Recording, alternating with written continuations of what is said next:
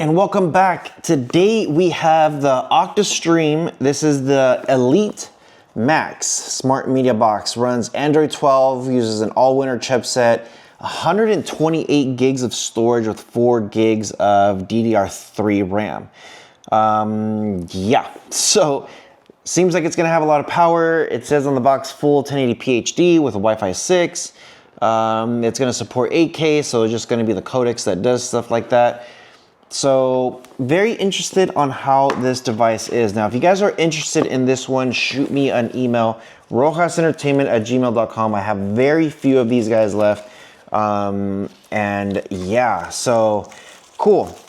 Let's go ahead and open this guy up. I'm gonna show you guys here some of the specifications, and then I'm gonna do some other videos on what the guts of this thing is. So check this out. This thing feels like it's like metal.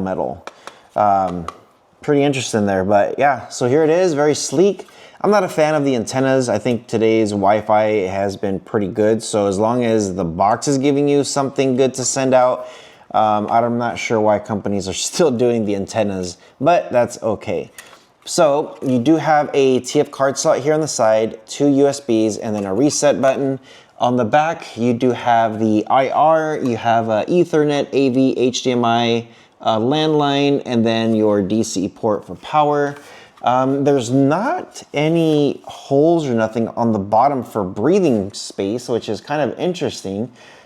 Typically they have a lot of holes on the bottom. They have some on the side, but that's pretty much it. So yeah, interesting. Maybe the metal will keep it cooler, I'm not sure. So here is your HDMI, and then here is your power cable. You do have an instruction book down here, and then here is their giant remote. Look how big this thing is. This thing is huge. And the buttons are huge too. So I'm personally not a fan of ginormous remotes like this.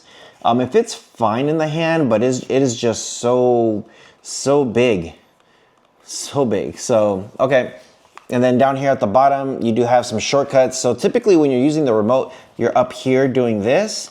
I don't know anybody who's pushing a button down here. I know if you're playing with it, you might go down here to push a button, but yeah, it's just a very big remote. Now, depending if you have any live services, up here is gonna say like VOD, you have your live, and then mute volume previously and favorite. So that's pretty cool. It's got some shortcuts there, and of course color coordination. And then at the top here, you do have your TV control. So you can actually sync this to your actual TV. On the back of this remote, you'll see some instructions. So that's how you'll be able to do it. But I do gotta say, even though I'm not a fan of the remote does feel very quality. It feels good. The buttons are very nice. Yeah, it's just a big remote. Personally, again, I don't like it. I don't like big remotes, but you do get a very quality remote. So, okay. Enough with the remote. Let's plug this in and see what we get. Okay, so here we go. First thing you want to do is says you want to hit the OK button and the volume down button. So for a few seconds, and then it's supposed to sync. Oh, there we go. It's already synced up. Press OK. That was pretty quick. Choose your language. Looks like we have a couple here, so I'm gonna go ahead and choose that. And then of course, make sure you are connected to the internet. So I'm gonna go ahead and skip some of these steps, and that way you guys could follow along on your own screen. Now, once you do open it up, you're gonna get the screen here. So it's very different than from what I'm used to. So yeah, make sure you are set up on the Wi-Fi. Right now, what happened to me when I was trying to log into the Wi-Fi, it pretty much just like fast forward. So just make sure you come here and you do pick your Wi-Fi, and then I'm going to go ahead and skip these steps and get IDA64. Okay, so here we go. Let's open up IDA64. And this is what you get. It says 109 gigs of free storage, and it is running a 4 gig of RAM. It shows a Google Pixel 3, interesting. CPU all-winner H313 and H616, and it has a ARM Cortex A53 running at a quad core. As far as your display goes, it is a 1080p with a GPU Mali G31. Android, it is running Android 12 at the API level at 31, and the device is rooted. Now, the most important thing is going to be here, your codecs.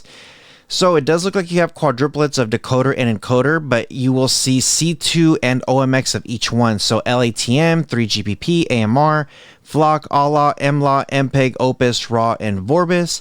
And then you also have some all winners AVC, HEVC, MPEG-2, VP8, VP9. You have HEVC, H.264, H.263. So some pretty good codecs here.